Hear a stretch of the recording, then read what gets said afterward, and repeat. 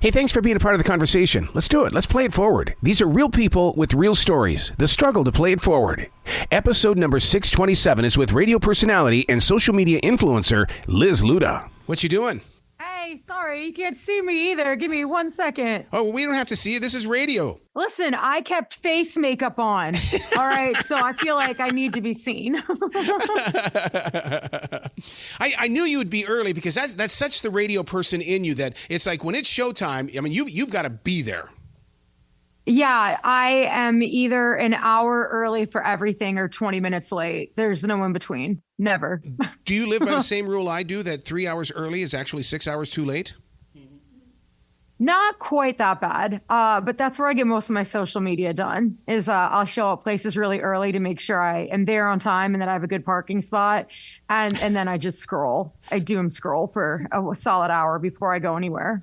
The purpose of this conversation tonight is that when I first heard that you were coming to town, it was like, oh my God, I want the students of this school to be able to sit down and have a conversation with somebody who has paid their dues. I remember when you were doing sales and you had that dream to be on the air. Yep. Yeah, no, I worked really hard and hustled to get where I am. And yeah, I've done pretty much every single job in radio. I've done sales, I've done promotions, and I've been lucky enough to do mornings now.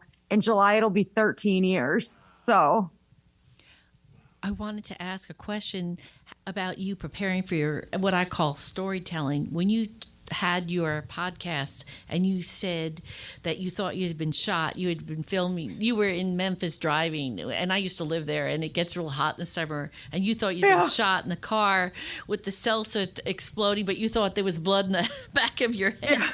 And I thought, this is hysterical, this is a scream. And I thought, is this you making a main thought, and then it sparks like a conversation in yourself to be able to talk about it, and it has legs to the story? yeah, so one of the big things that I learned very early on in my radio career, and just kind of in general, especially now where social media is such a huge presence in everything you do, is most of us can relate to most of the things that everybody else has gone through, and just take experiences that are relatable and talk about them as they actually happen. And if you lived in Memphis, I lived off Winchester, if that rings any bells.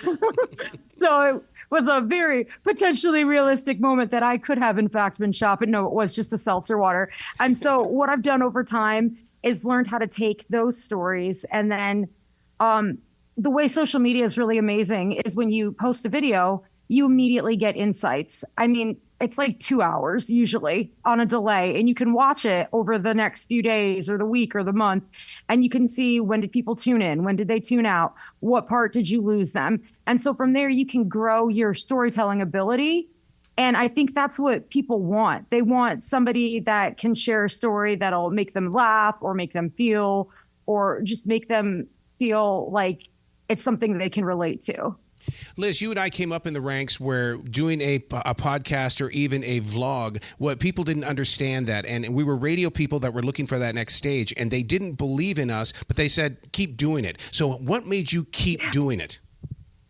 I just started having success, and then eventually I started getting paid for it. And that's really what kept pushing me, if we're going to be very honest. Because like even today, social media is like a big thing for me. And even today, I was like, I'm over the people on there right now that are commenting. And I still was like, well, you got to keep it going. So just keep going. You've already posted it. So interact and do what you need to do. But yeah, no, like everything's always evolving. Radio, in the most flattering way I can possibly say this, is a cockroach. Whenever somebody says, oh, radio's going to die out, nobody listens to radio, then people get in their car and they drive to work and they need an escape. And sometimes it's too clunky to listen to your phone because your phone is dying. And then your car, like there's just so many steps in it that if you're able to build a connection, and if you can build a connection with them online, you can bring them back to radio now. And so it all kind of just works together hand in hand. And I've just been very lucky so far in the success that I've had. So you're headed back here. I mean, you're from here, and you're coming from across the country in Oregon.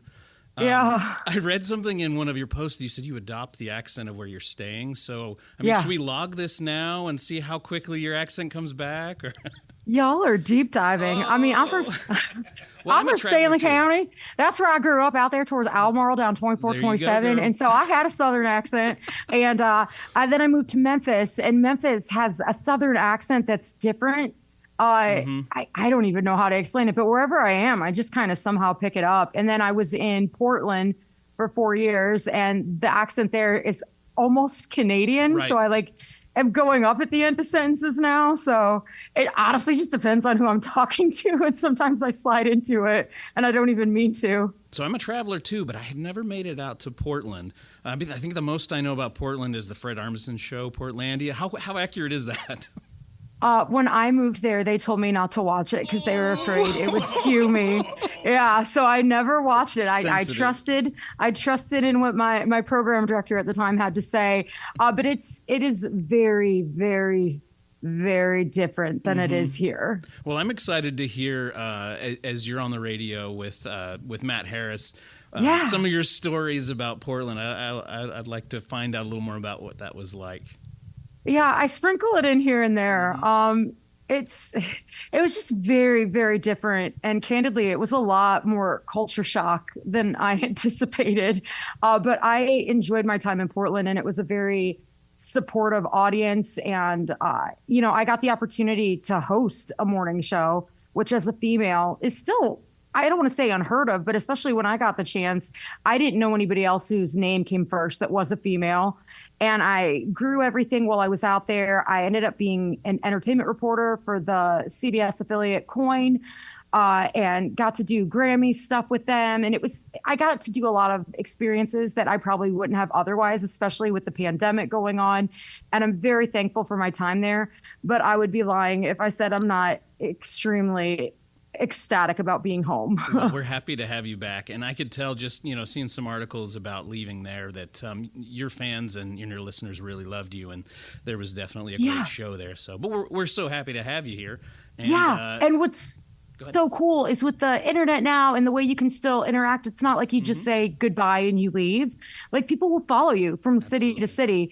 And I was in Memphis for almost 8 years. And when I went to Portland, it would be the funniest thing because we would get callers with Southern accents. And I'd be like, oh, those are my people. They're streaming me. They're streaming me.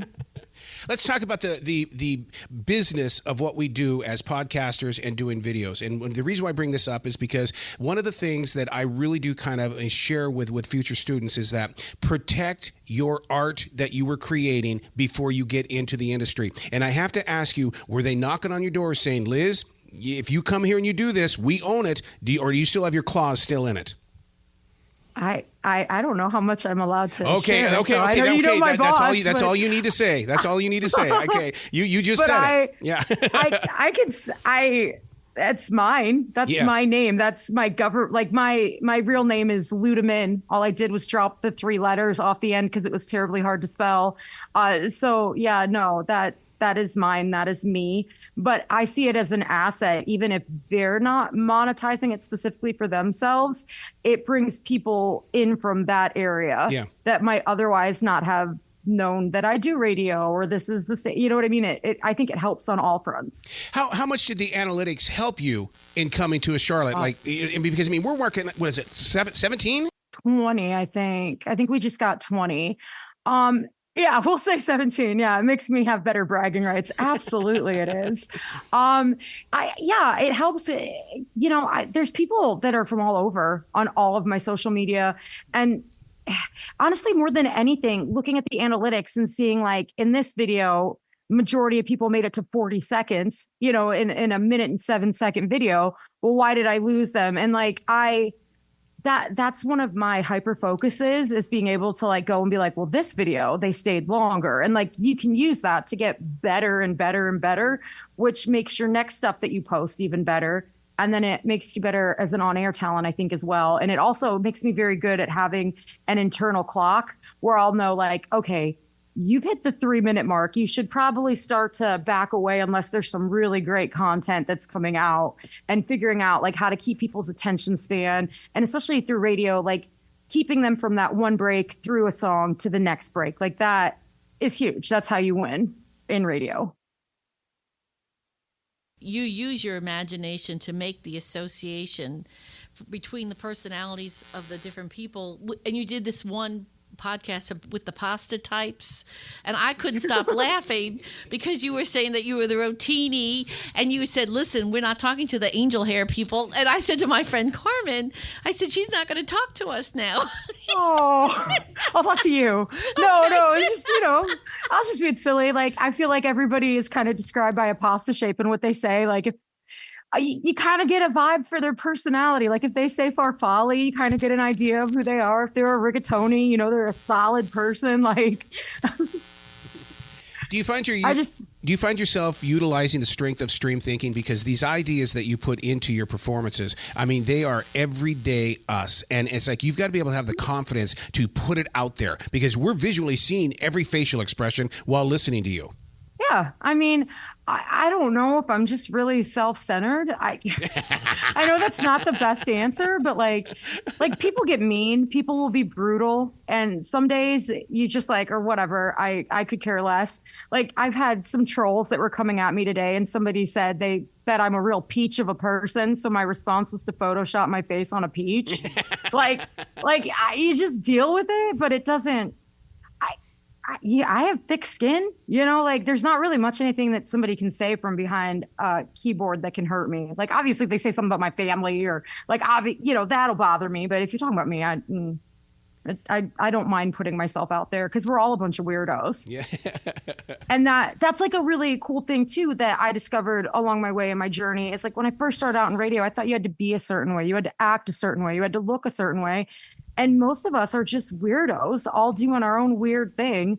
And that's how you can hook somebody and connect, is by just being the weirdo that you are. Like, people love the fact that I am socially awkward and I walk into glass doors and fall on the floor. And like this really happens in my life, like a lot. And so those are the things people kind of hang on to, because they're like, oh, I've done that, or I've done, and so being a weirdo and embracing it, I think, is the best you can do. And then you just don't care, because like, who cares? You're you. Life's too short to care. Wouldn't be any fun if there weren't any weirdos. Who would you stare and laugh at? I'm just. Yeah, no, I mean, honestly, at least you're laughing. I love your topical posts, especially. I'm an Instagram follower, and I kind of took a look through your stuff, and I love your topical stuff. I love those, like you were saying, those in the moment.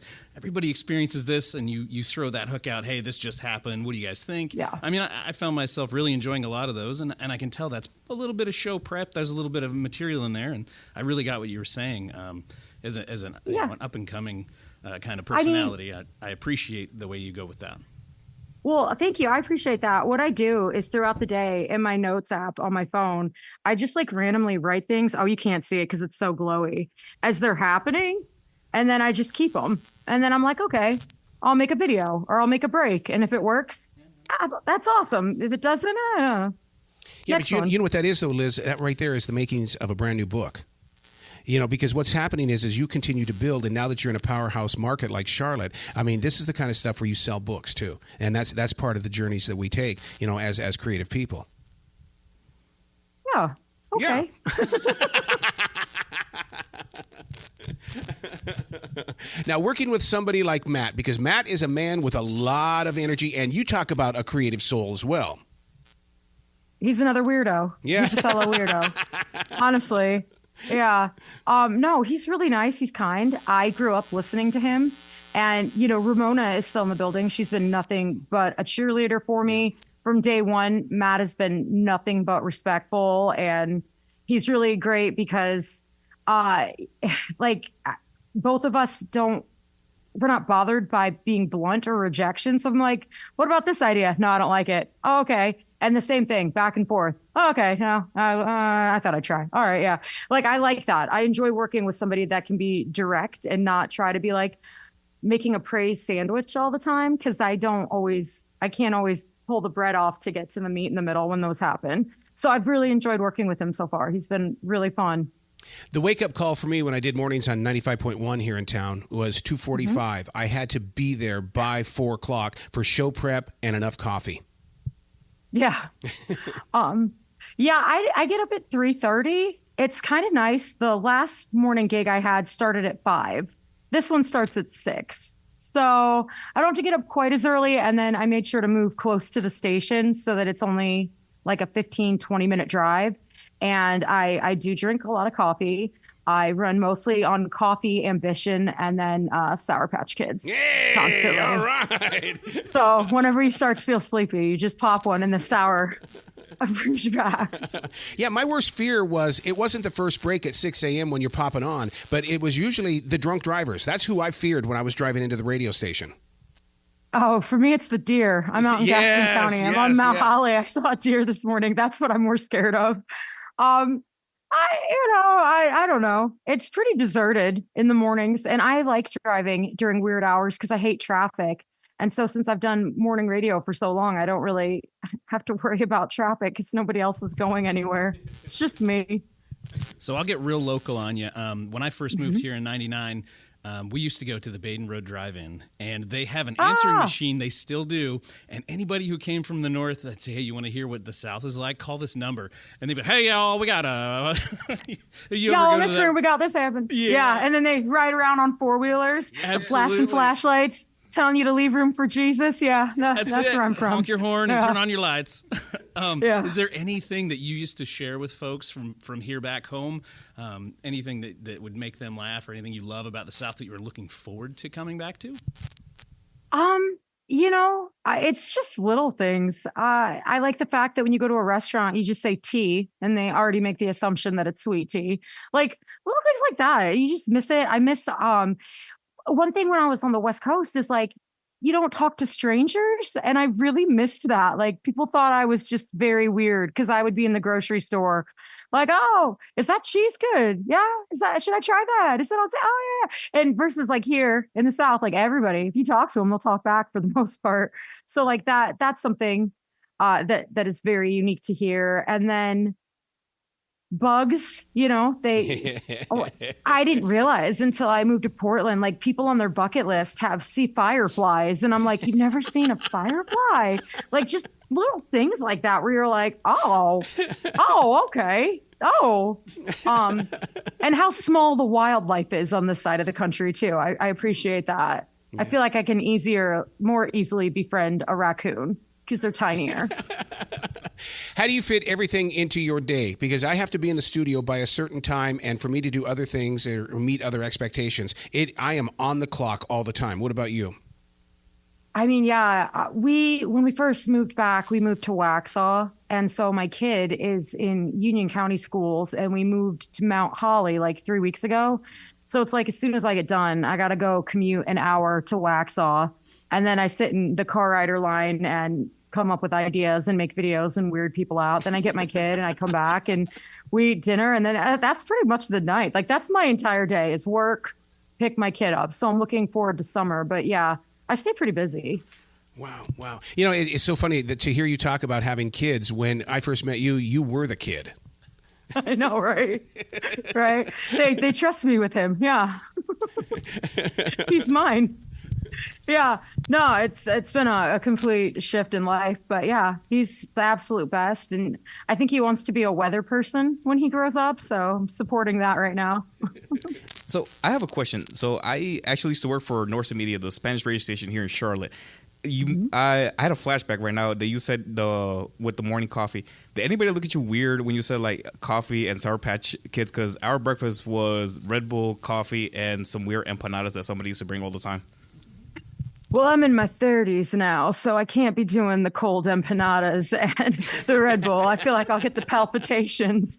But yeah, no, nobody gives us too many looks. Honestly, there's not really that many people when I get there. I did have somebody who brought me like my own coffee, like the little K-Pods, because I've always just had a regular coffee pot. And so like I always feel like when I show up with my own little pot of coffee, everyone's looking at me because they think I'm stealing it to go put in the machine down the hall. So I always have like this awkward moment where I like try to hide it and be like, I brought this from home. I didn't take the best flavors. Like that's the only time it's really gotten weird. But like for the most part, there's maybe 10 of us in the building in the morning, I think. something like that. It's a low number. So we don't actually really see each other very much. In your multiple years of radio, did you play by the one rule that we all have to live by? Don't eat listener food. Oh, no, I've broken that rule.